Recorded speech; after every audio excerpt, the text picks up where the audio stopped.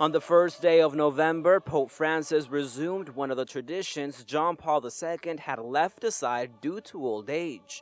The Pope visited the graveyards at a Roman cemetery to celebrate Mass for All Saints' Day.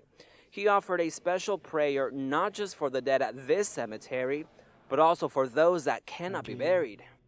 Vorrei pregare in modo speciale per questi fratelli e sorelle nostri che in questi giorni sono morti mentre cercavano una liberazione, una vita più degna.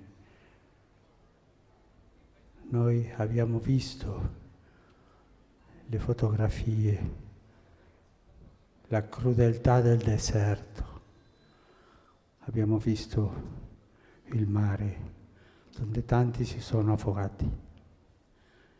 Preghiamo per loro. When he returned to the Vatican, the Pope visited the Vatican grottos to pray for all of the deceased pontiffs. A few days later, the Vatican released a questionnaire that will be sent to bishops across the world. The 38 questions will help analyze the Church's pastoral approach in topics like marriage, family, and sexuality. The answers will be used to prepare the Synod on the Family Pope Francis convened.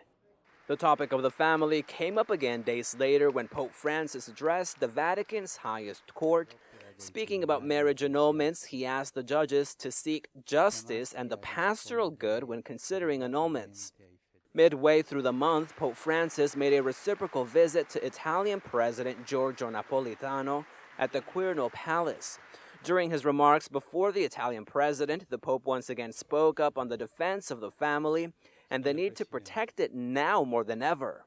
Con rinnovata convinzione, la Chiesa continua a promuovere l'impegno di tutti, singoli ed istituzioni, per il sostegno alla famiglia, che è il luogo primario in cui si forma e cresce l'essere umano, in cui si apprendono i valori e gli esempi che li rendono credibili. The Pope also met with employees of the presidential palace and their families. He thanked them for their work and greeted many of the children in the audience. As the month ended, so did the celebrations for the Year of Faith. The Pope began with a visit to a cloistered monastery in Rome. He prayed the Vespers and spoke to the Benedictine nuns about following God's will, citing Our Lady as the finest example. Dobbiamo molto a questa madre. In lei, presente in ogni momento della storia della salvezza, vediamo una testimonianza solida di speranza.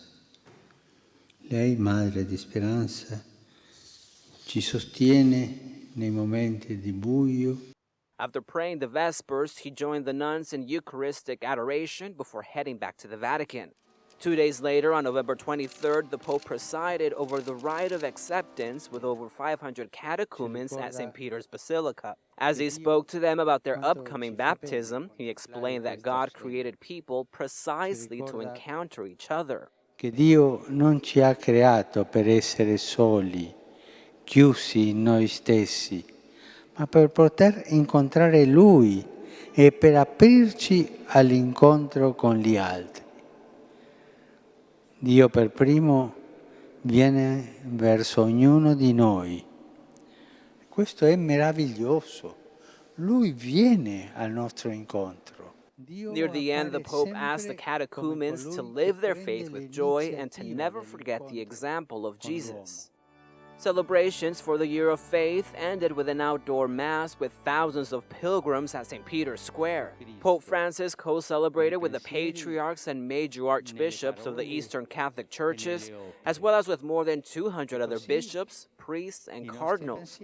But there was another special guest. The very first Pope made his debut appearance at the square. At several points throughout the Mass, Pope Francis held the relics of St. Peter as he prayed.